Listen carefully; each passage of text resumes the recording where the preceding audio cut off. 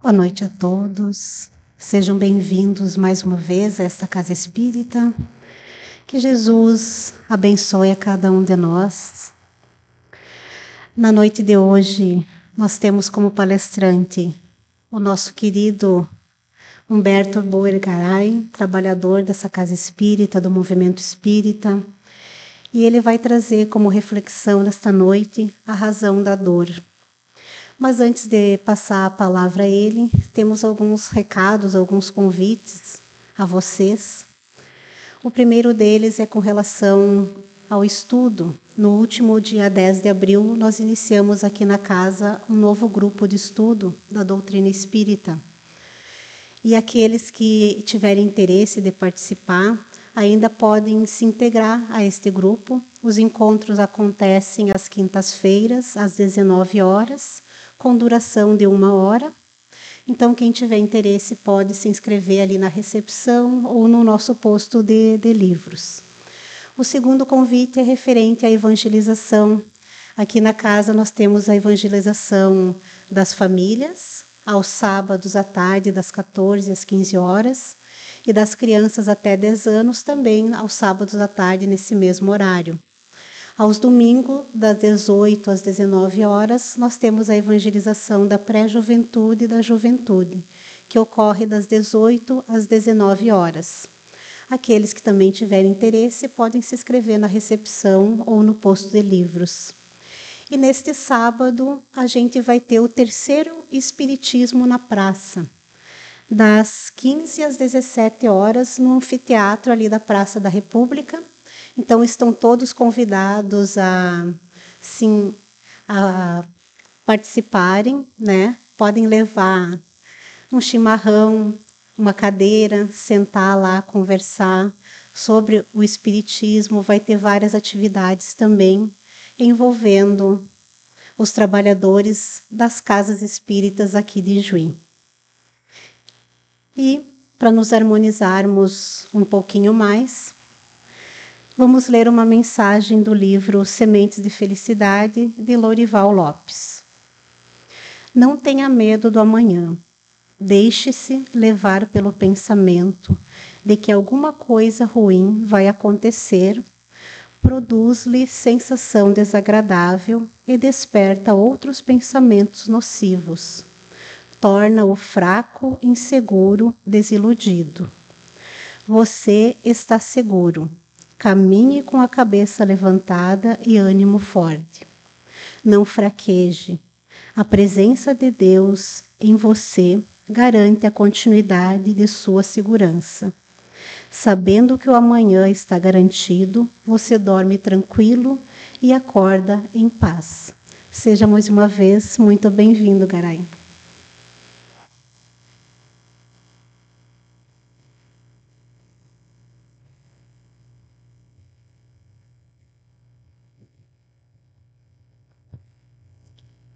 Boa noite.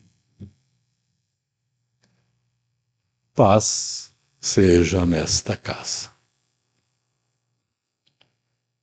Raquel,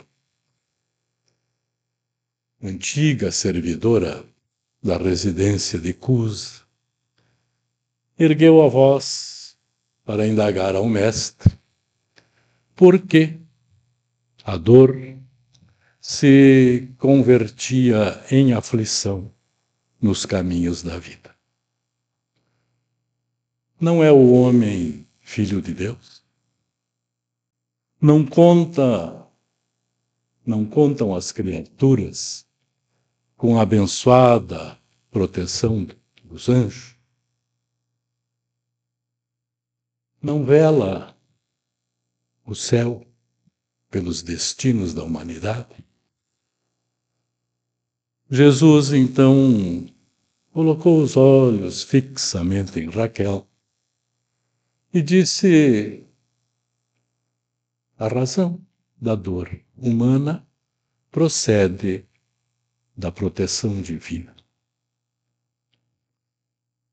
Os povos são famílias de Deus, que, à maneira de grandes rebanhos, são chamados ao aprisco do alto. A terra é o caminho. A luta que ensina e edifica é a marcha.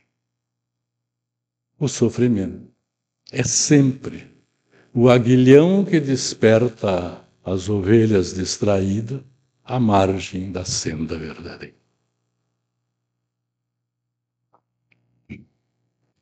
Alguns instantes se passaram mudos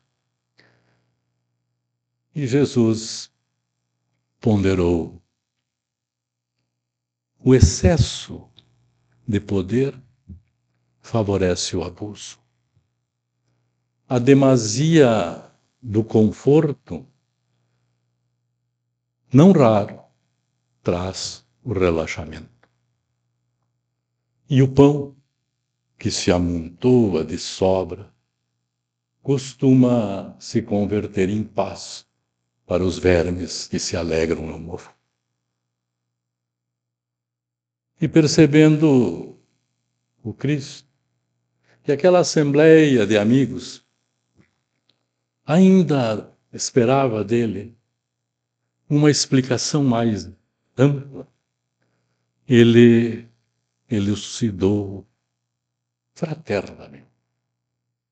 Um anjo, por ordem do Senhor Supremo, tomou a seu encargo um homem comum, desde o nascimento.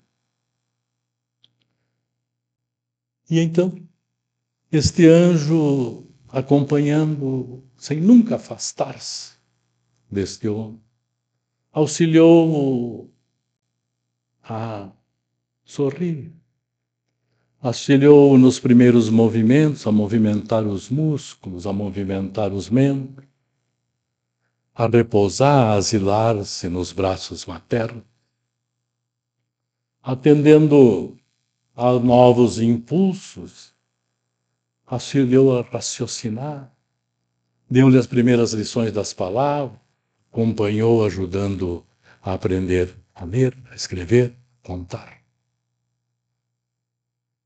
Como não mais se afastava dele, de hora em hora, afastava os espíritos infelizes que o queriam afastar para o sorvedouro da morte. Soprava-lhe ao pensamento lições de evolução, de crescimento, ao clarão da infinita bondade, de mil maneiras desconhecidas, fez com que mantivesse a saúde e o equilíbrio do corpo. Ministrava medicamentos através do ar, da água, das vestes, das plantas. E mais para frente, ajudou ele na mocidade a selecionar as emoções e a colocar-se num emprego digno.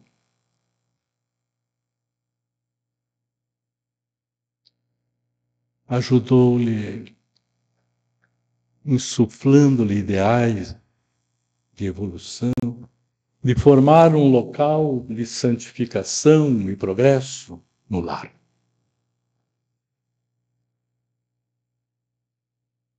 Mas o homem, que jamais se lembrara de agradecer ao céu todos os benefícios que recebia, tornou-se cruel e orgulhoso frente à necessidade dos outros. Ele, que recebia tantos benefícios, tantas graças do céu, através desse benfeitor invisível, sempre presente, jamais pensou em espalhá-las pela terra. E no primeiro discurso que teve, causado por ele mesmo desrespeito à lei de amor que diz que temos que ser fraternos e amorosos com todos, Ele gesticulou contra o céu e clamava contra o Senhor, dizendo que ele era injusto e indiferente. O seu anjo da guarda, ao seu lado, querendo avivar-lhe as lições do bem, da paz, quando chegou um anjo maior e ordenou que, no primeiro dissabor daquele discípulo, daquele ser endurecido pelo excesso de regalia, o primeiro dissabor se transformasse em angústia, em ânsia, em aflição. E assim, rolando mentalmente, de aflição em aflição, o homem foi recolhendo os valores da paciência, da humildade, do amor e da paz com todos, convertendo-se em precioso auxiliar do Pai na criação. Encerrando a historieta, Jesus esperava que Raquel tivesse alguma dúvida, algum questionamento, mas ela ficou silenciosa, meditando nas lições da noite. E o culto da Boa Nova foi encerrado com uma prece de sentimento indefinido. Em O Livro dos Espíritos,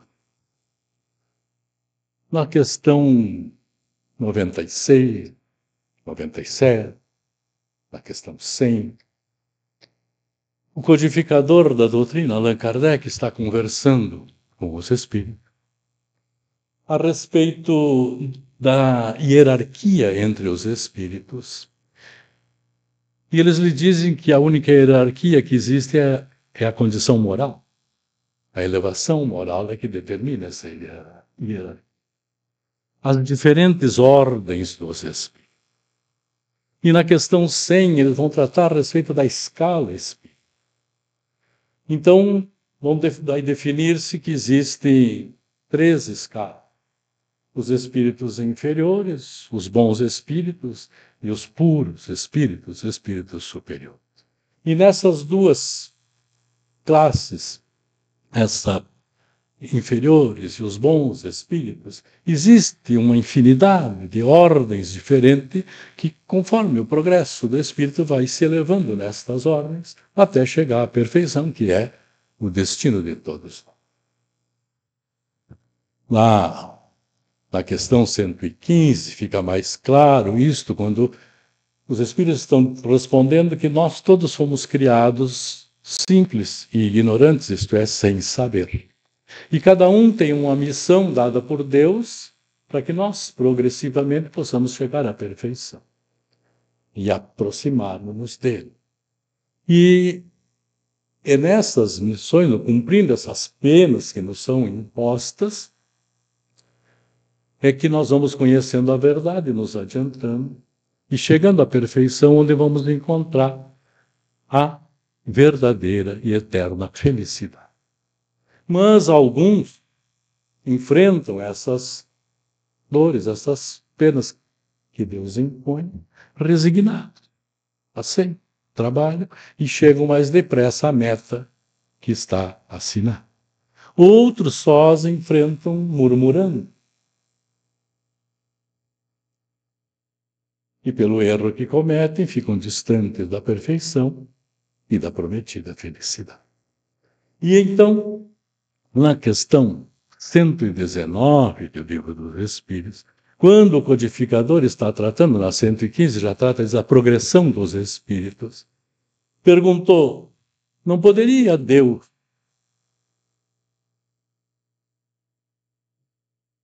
isentar os espíritos das provas que lhes cumprir para chegar às ordens superiores? E eles vão responder, se Deus os houvesse criado perfeito, onde estaria o mérito para gozar das benesses, do benefício dessa perfeição? Onde o mérito sem a luz. E na questão 123, o codificador perguntou por que permite Deus que os espíritos tomem o caminho do mal. Pois que se nós estamos aqui encarnados, resgatando os males de outras vidas, de outras existências, por que Deus não impediu que o espírito tomasse o caminho do mal? E estas questões, colocadas em O Livro dos Espíritos, que sexta-feira cumpriu 168 anos, quem não abraçou seu Livro dos Espíritos, abraça, fez aniversário, sexta-feira. São ou não são as perguntas que Raquel fez há mais ou menos 1800 e tantos anos atrás? E não são as perguntas que nós fizemos, quantas vezes nós levantamos os olhos para o céu e perguntamos, por que, Senhor? Por que eu tenho que passar por isso? O que eu fiz?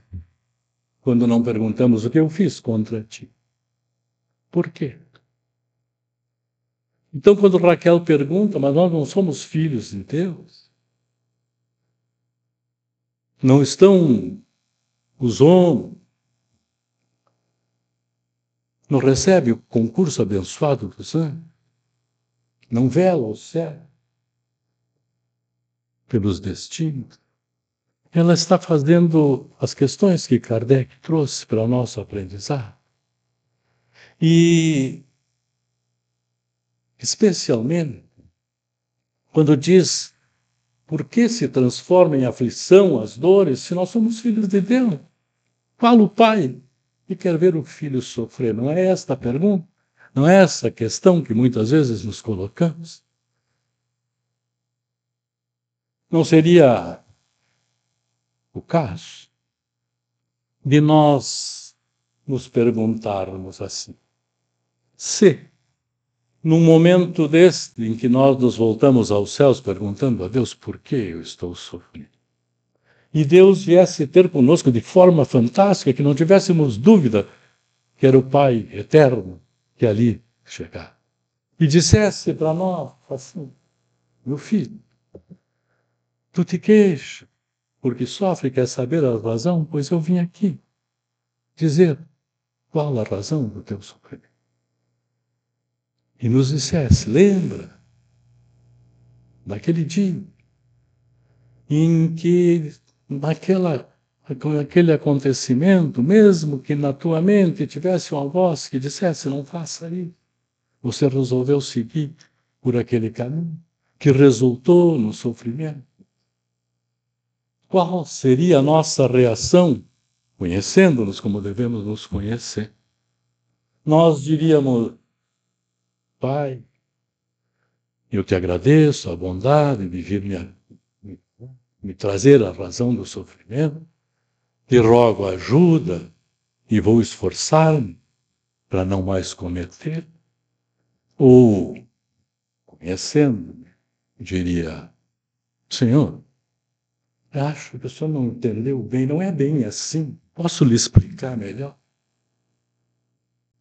Ou então: sim, Senhor, eu fiz, mas o senhor não viu que foi ele que começou? Não era a minha intenção, ele. Não é essa a reação natural, normal, que nós temos? Então,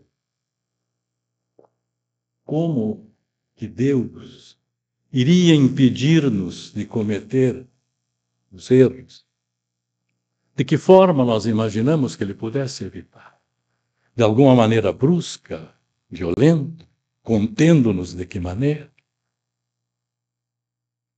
Não voltaríamos a tentar fazer a mesma?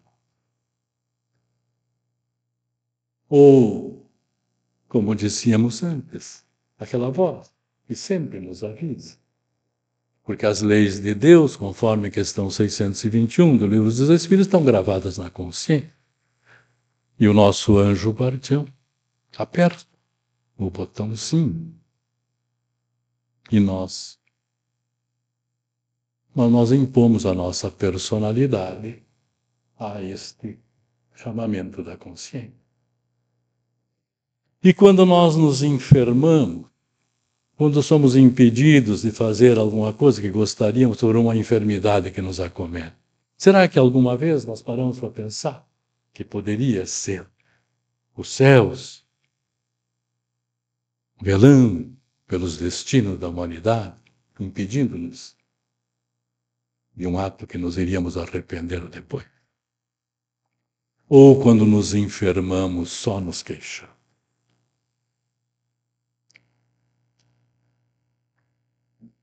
Se Deus houvesse nos criado perfeito, nós seríamos como máquina. Não teríamos livre-arbítrio, não teríamos as nossas escolhas.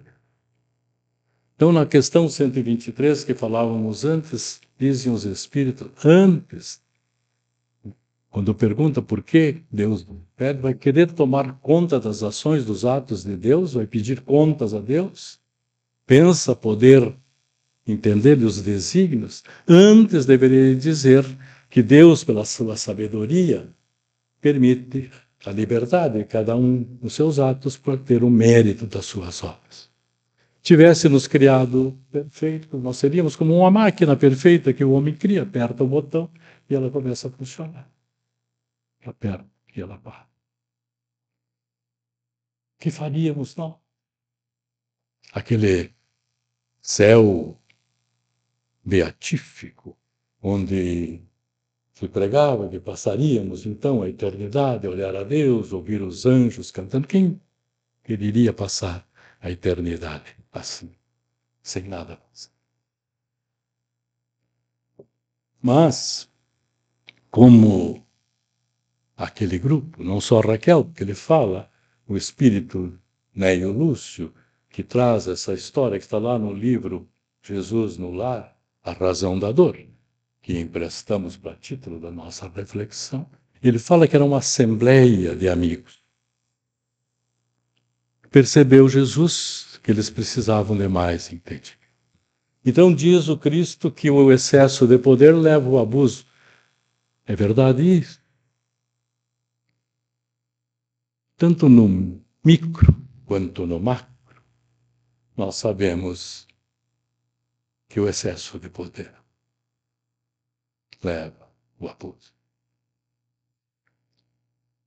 Nós não estamos aqui para fazer juízo de ninguém, para condenar ninguém, para olhar cisco no olho do outro sem ver a trave no nosso, mas para estudo, para nossa compreensão e para não cometermos os mesmos equívocos, poderíamos nos perguntar, na história da humanidade, os grandes poderosos que existiam, os grandes reis, os grandes generais, há registro de alguém magnânimo, bondoso, generoso, preocupado com o crescimento, com a melhoria dos seus súditos, dos seus servos, dos seus inferiores?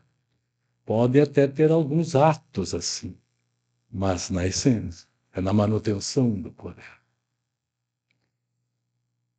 O conforto em demasia traz, não raro, o relaxamento.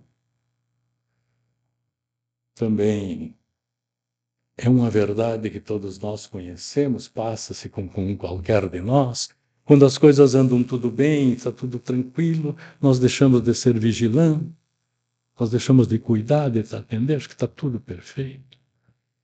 E quantas histórias se tem de grandes fortunas, olhando para o lado material, que desapareceram porque se relaxaram aos cuidar.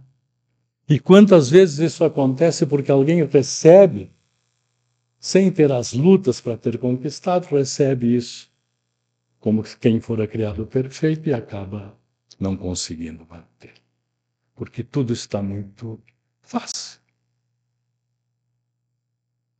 Excesso, demasia de conforto. Diz através do nosso grande e inesquecível Chico Xavier, o espírito Lindolfo Gomes, assim: estuda contente e brando essa mensagem fraterna. Sem a dor aconselhando, a alegria desgoverna. O pão amontoado de sobra costuma converter-se em pasto dos vermes que se alegram no morro. Quanto nós vemos daqueles que descuidam e não se importam com as sobras do supérfluo, enquanto milhões e milhões não têm o necessário. Mas como ainda parecia que aquela assembleia de amigos necessitava de mais esclarecimento, Jesus então traz a história que nós resumimos a respeito daquele homem que aquele anjo tomou a sua. E os cuidados que ele teve com ele por toda a vida, por todos os caminhos que ele trilhou. E o resultado, quando ele diz que se tornou orgulhoso e cruel com os interesses dos outros, ele tinha tudo com facilidade.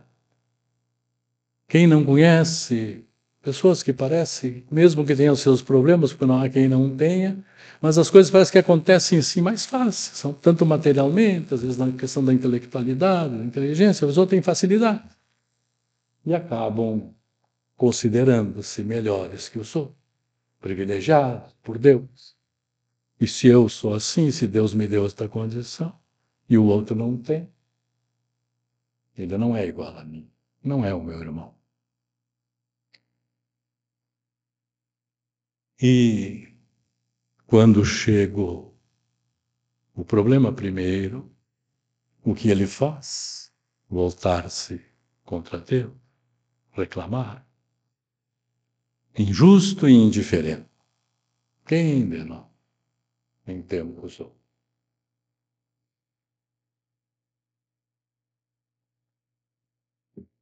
E então, o anjo maior determina que o primeiro dissabor se transforme, se converta em aflição.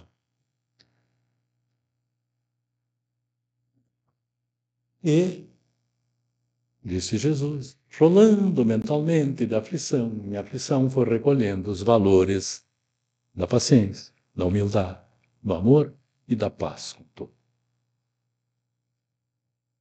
Sempre pelo nosso Chico Xavier, inesquecível Chico, Provas do Outro Mundo, o espírito Marcelo Gama diz assim: a vida tem, a rigor, duas lições a conter. Quem não aceita a do amor, recolhe a do sofrimento. Então, Jesus não diz de que tantas encarnações necessitou este homem para passar a recolher esses valores e tornar-se, como ele diz, precioso auxiliar do Pai na criação. Não que seja impossível fazer-se numa encarnação única, mas é raro que isto aconteça. É raro. Lá, no começo, quando Jesus diz que o sofrimento procede da proteção divina, e ele diz que a terra é o caminho, e as lutas são amargas, ele está falando de quê? E vai trazer para nós esse entendimento quando a doutrina espírita, que é o Consolador prometido por Jesus. E especialmente no que ele disse desse Consolador, lá no capítulo 14 de João, no verso 26, o Consolador que o Pai enviará em meu nome, vos fará lembrar de tudo quanto eu tenho dito e ensinará todas as coisas, ou coisas novas. Então, quando nós falávamos da escala espírita, Jesus também disse: há muitas moradas na casa do meu Pai. Dasquelas condições das ordens dos espíritos, lá no Evangelho segundo o Espiritismo, no seu capítulo 3º, mais precisamente, há muitas moradas na casa do Pai. No item 3 fala das diferentes categorias dos mundos habitados, e vão dizer, então, os espíritos que existem mundos inferiores, onde estão os espíritos nas suas primeiras encarnações, os mundos de expiações e provas, onde o mal predomina sobre o bem, os mundos de regeneração, onde há um descanso da luta, mas o mal persiste ainda, os mundos felizes, onde o bem supera o mal, e os mundos celestes ou divinos, onde só o bem existe. Então, quando Jesus diz que a Terra é o caminho nosso hoje, olhando para nós, na nossa condição, no nosso conhecimento, na nossa inteligência, em tudo que nós fazemos e sabemos, nós não somos espíritos em primeiras encarnações. E lá, no fechamento, no Evangelho, diz: a Terra está na categoria dos mundos de provas e expiações, por isso aí o homem vive a braços com tantas misérias. Então, nós já vivemos em mundos inferiores nas nossas primeiras encarnações, e aquele mundo era o caminho. E as lutas naquele mundo era a marcha. Jesus está falando claramente da velocidade da marcha. Conforme nós enfrentamos as lutas, nós avançamos mais rápido ou mais devagar. Ou, como dizia na questão 115, resignados, lutando para ir em frente, ou com murmurações e contento. E conforme as murmurações, algumas que nos paralisam, qual é o recurso dos céus que velam pelos destinos da humanidade? O aguilhão do sofrimento, para despertar as ovelhas. Nós não lembramos e não sabemos quanto tempo estivemos nestes mundos inferiores até chegar à condição de hoje, aqui nesse mundo de provas e expiações. Mas nós estamos aqui. E hoje nós temos a doutrina espírita nos trazendo esses esclarecimentos todos. Então a velocidade da marcha depende de nós. Nós sabemos hoje. Quanto tempo nós estamos na Terra? Não sabemos. Mas daqui para frente, só depende de nós.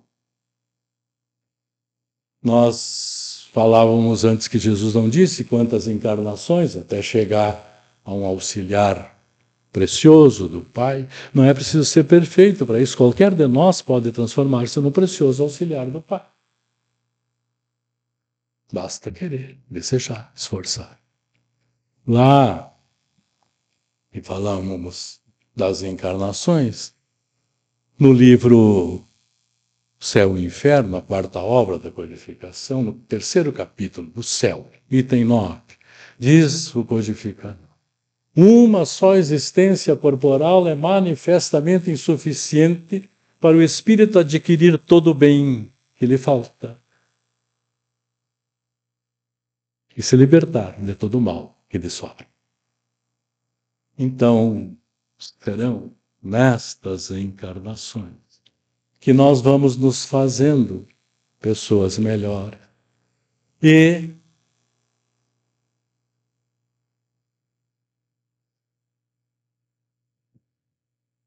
podemos nos perguntar também,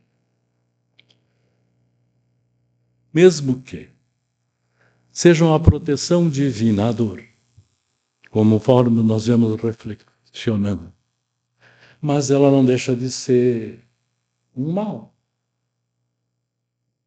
O que nos acontece, o que nos faz sofrer, nos traz sofrimento, nos traz dores, são males. E se Deus criou todas as coisas, haverá criado o mal? Já pensamos nisso? Ou quantas vezes pensamos nisso? Por que Deus criou o mal, então? Que estão embutidos nas questões de Raquel e nas perguntas de Kardec. E no Livro dos Espíritos, a questão 1009 dos Espíritos a pergunta que o codificador faz, porque está tratando das penas eternas. Então, né, as penas não são impostas por toda a eternidade. E lá nós vamos ter resposta de Santo Agostinho, de Lamennais, de Platão e do apóstolo Paulo. Esses 4 espíritos vão responder. E na resposta de Platão,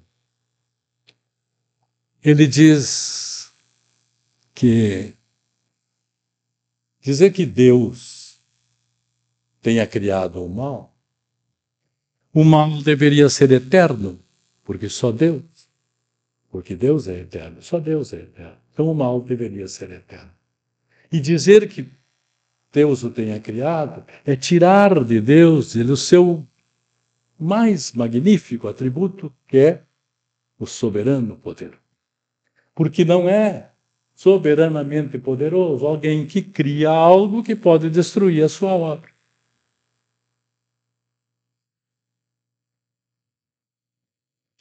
No livro A Gênese, quinta obra da codificação, capítulo 3, o bem e o mal. No item 8, vem trazendo a sua reflexão e diz o codificador Kardec assim, que o bem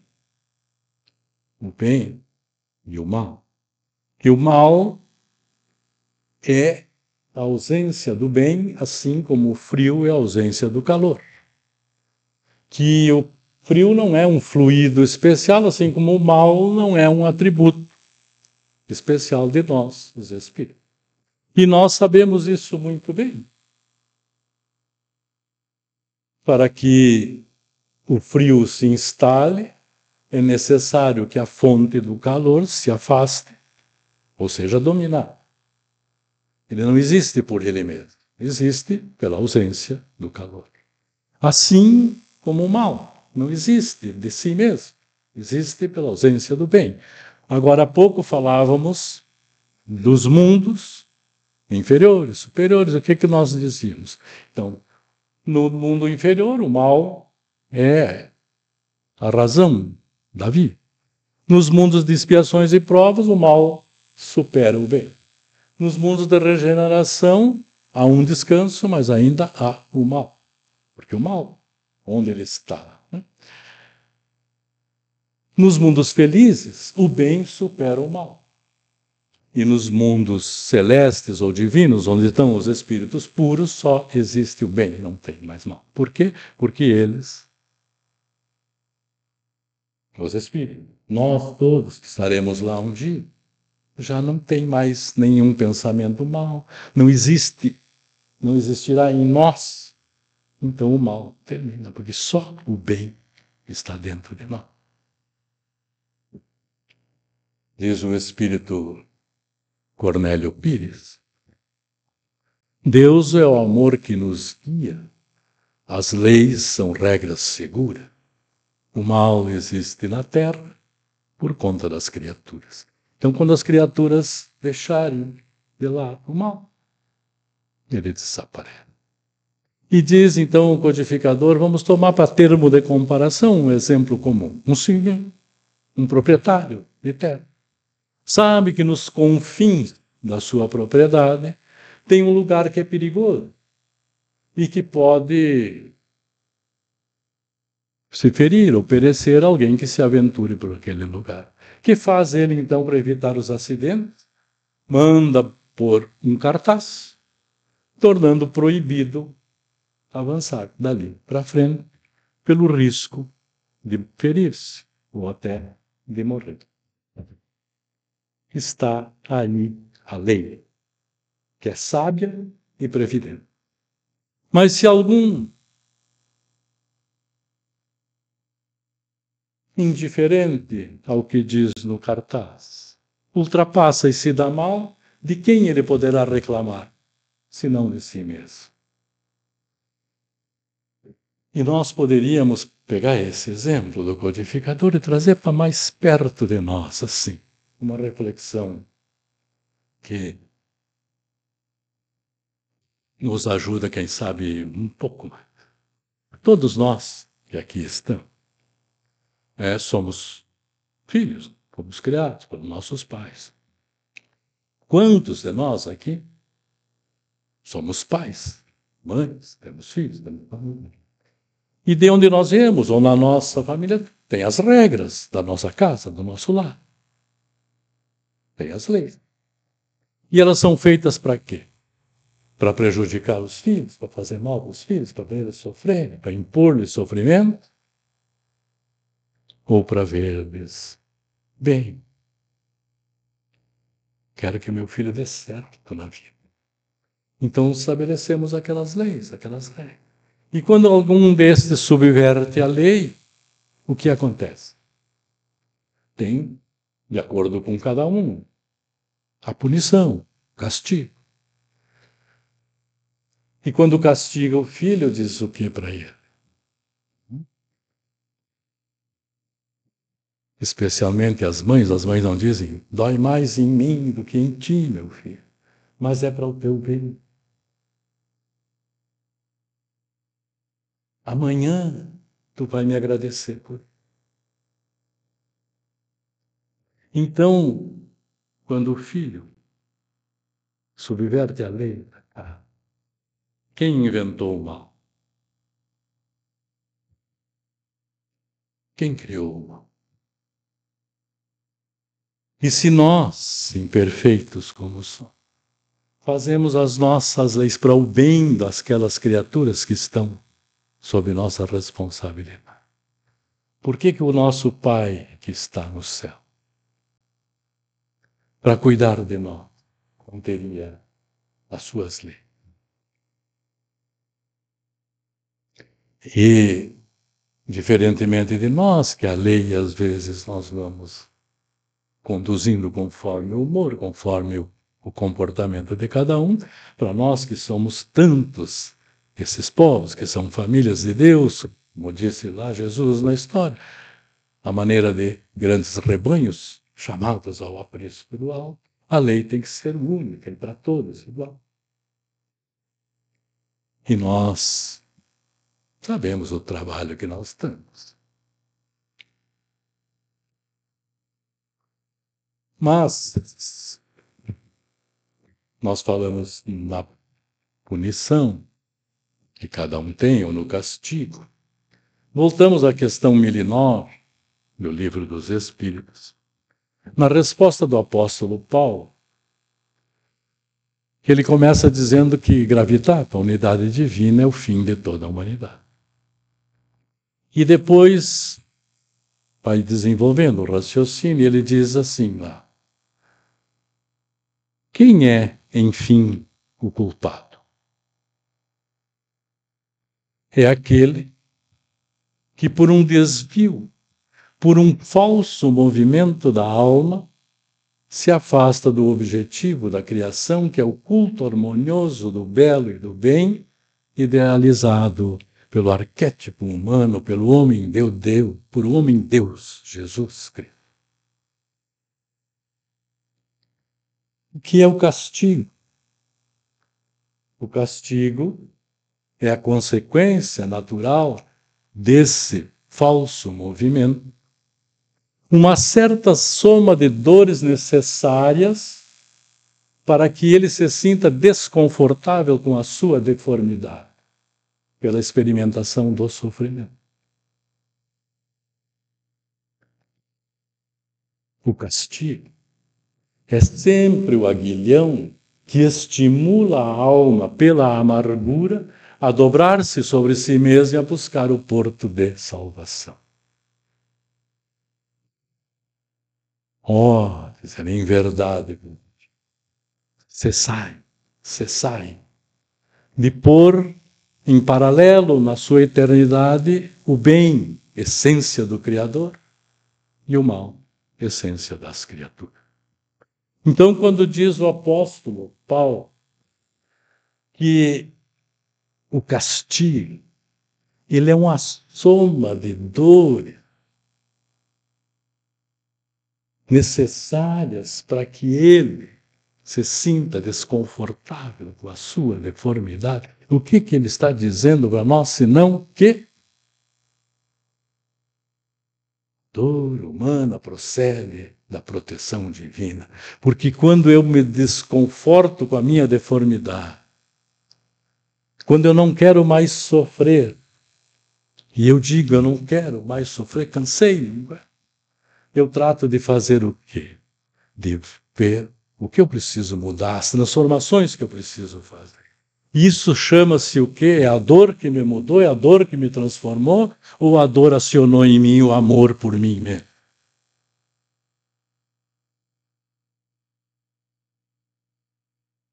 Então, aquele que se ama verdadeiramente não faz males a si nem aos outros, porque reverte contra ele próprio. Então, quando nós não amamos, o céu que vela pelos destinos da humanidade não tem outro recurso que não seja a dor, que chega onde o amor não chega. Mas tem o mesmo que nós, nos nossos filhos, o único objetivo do bem, da felicidade.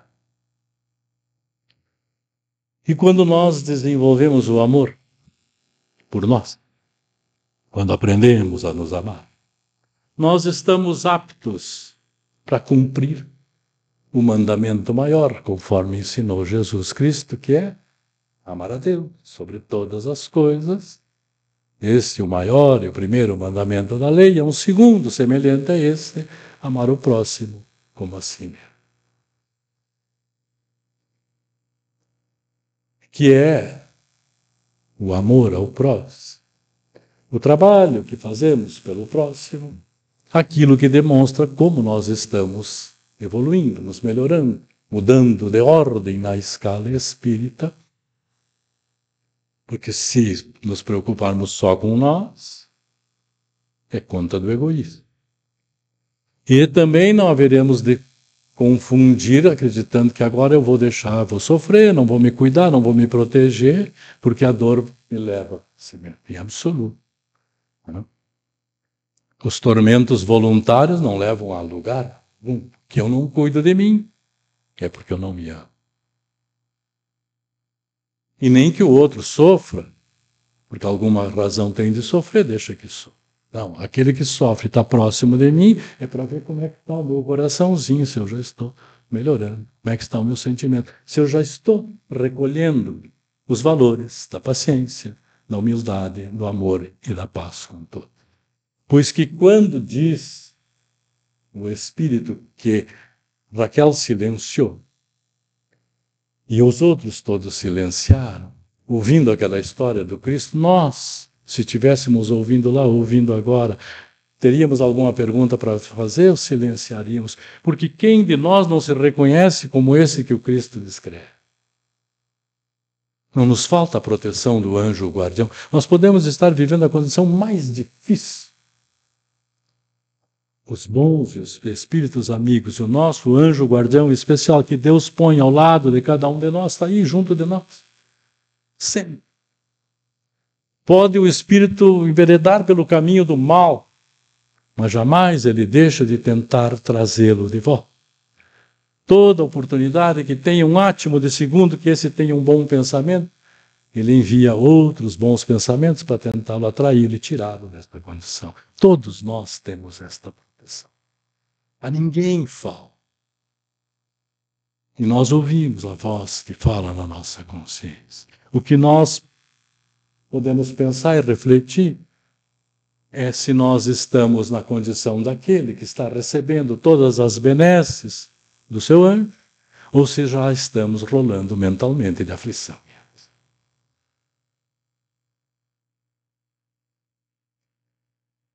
Mas sabemos bem o que fazer. Então, quando nós falamos no início da história de Raquel, antiga servidora da casa de Cusa, Cusa era um funcionário de Herodes Antipas, alto funcionário. E Herodes, que era o imperador lá da Judéia, no tempo do Cristo. Lembramos todos nós que quando soube que vinha o Messias, ele mandou matar as crianças até 2 anos de idade. O excesso de poder leva ao abuso. E a mulher de Cusa era Joana de Cusa. E Raquel era a trabalhadora dela. E foram essas trabalhadoras conhecidas que levaram a ela o conhecimento do Cristo. E Joana vai conversar com Jesus a respeito das dificuldades que ela tinha com o esposo, que era um alto funcionário, que não se importava com a crença que ela tinha, enfim. E se excedia nos poderes que tinha, enfim. Mas Joana de Cus, que outra não é que não a nossa conhecida Joana de Ângeles, e que lá no Evangelho segundo o Espiritismo, no seu capítulo 9, Bem-aventurados os que são brandos e pacíficos, no item 7, ela escreve como um espírito amigo sobre a paciência. E começa dizendo assim: a dor é uma bênção que Deus envia aos seus eleitos. Não vos aflijais, pois quando sofrerdes, antes bendizei-lhe Deus onipotente, que os marcou com a dor na terra para as glórias do céu. Pois que, se nós, através das nossas lutas, não fazemos a nossa marcha e não vencemos, nos demoramos para o progresso. E se atrasamos o nosso progresso, atrasamos dos que estão à nossa volta. E é necessário que a dor. Mas quando nós bem suportamos, bem compreendemos, superamos, resignadamente, nós nos encaminhamos mais rápido para as glórias do céu. Então nós falávamos que, cumprindo com amor por nós, cumprimos o mandamento maior, o Cristo Jesus, que é amar o próximo, amar a Deus e amar ao próximo. E a doutrina espírita tem, a partir da reflexão que o codificador Kardec faz sobre esta fala do Cristo, o seu epiteto, né? Fora da caridade não há salvação. Porque ele diz, está lá no Evangelho, no capítulo 5, capítulo 15, no item 5, quando ele diz, ele faz uma reflexão sobre isso, ele fecha dizendo que se não pode o homem amar ao próximo sem amar a Deus, e nem amar a Deus sem ser caridoso para com o próximo, todos os deveres do homem se resumem nesta máxima: fora da caridade não há salvação. Então, quanto mais nós trabalhamos, mesmo nas nossas lutas, carregando as nossas cruzes para o bem dos outros, servindo, protegendo, amparando aqueles que conosco caminham, nós vamos granjeando mais simpatias do céu. E garantindo boas companhias ao nosso lar para nos fortalecermos nesta. Como diz a poetisa Alta de Souza, que foi considerada, em vida, a maior poetisa mística do Brasil, mas hoje, né, espírito espírita, ela diz, através do nosso Chico Xavier, citado tantas vezes, estrada afora, ela diz: alma lúcida e bela, alma sofrida, sigamos com Jesus caminho afora, reconfortando a multidão que chora nas retaguardas últimas da vida. Aqui é a esperança que tomba fenecida. Além é a mágoa que se desarvora. Depois, a grande noite sem aurora, da penúria que clama, sofrida, desvalida. Segue, esquecendo a pena em que te agita. Eleva teu coração por luz bendita. Ama, auxilia, serve quanto possa. Espalha o amor na fé em que te alteias, amenizando as lágrimas alheias, teremos o Cristo suprimindo as nossas. E, voltando à questão 1009 do Livro dos Espíritos, na resposta de Platão, o fechamento da resposta de Platão, ele diz assim: humanidade, humanidade, não mais volteis os seus tristes olhares para as profundezas da terra, buscando aí a causa do sofrimento. Ora, espera, espia e refugia-te na ideia de um Deus intrinsecamente bom, soberanamente poderoso e essencialmente justo.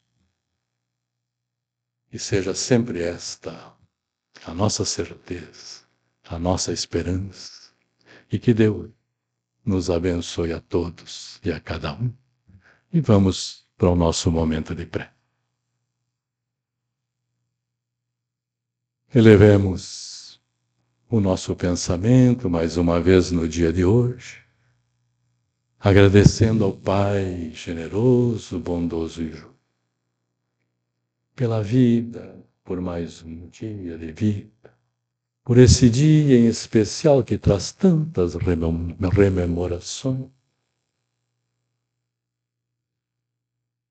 pelo dia em que diz que o Cristo vive, e que nós, Pai bondoso, saibamos que sempre vive e viverá junto de nós.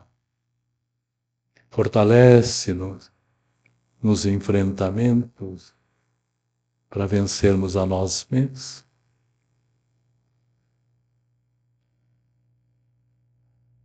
Dá-nos a certeza de que não caminhamos sós e que tu e teus mensageiros andam conosco e jamais nos abandonam.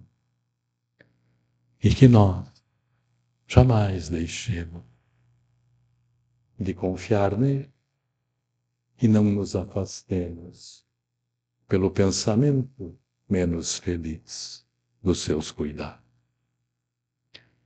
Leva, Pai, a nossa gratidão a tudo que tem nos dado, na forma de auxílio, na forma de carinho, de amorosidade que queremos conduzir a todos aqueles que sofrem, especialmente os que sofrem sem esperança.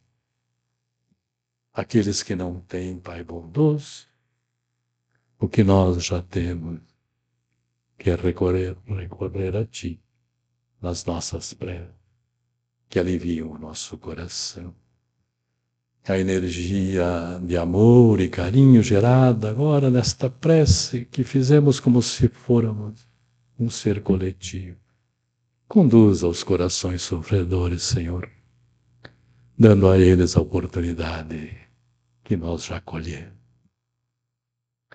Em especial, mais ainda, os nossos queridos, os nossos amores, os que caminham mais perto de nós. Que sejamos sempre o braço amigo, o ombro que conforta, que recorre para o carinho, e a palavra amorosa, que é, que levanta, que incentiva.